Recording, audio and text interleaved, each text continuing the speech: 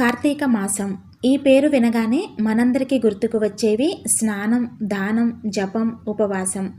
నార్మల్గా ఏ మాసంలో అయినా మనకి 1 రోజు, 2 రోజులు లేదా 3 రోజులు పర్వదినాలు ఉంటాయి.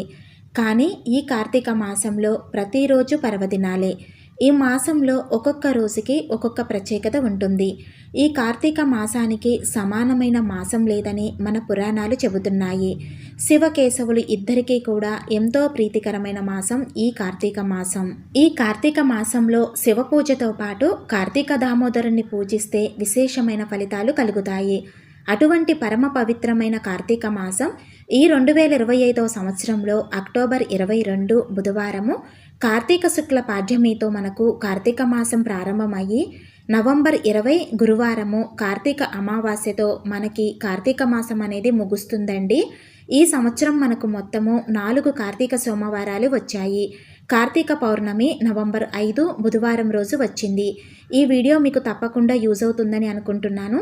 వీడియో నచ్చితే లైక్ చేయండి, షేర్ చేయండి, ఛానల్ని తప్పకుండా సబ్స్క్రైబ్ చేసుకోండి. శ్రీమాత్రే నమః.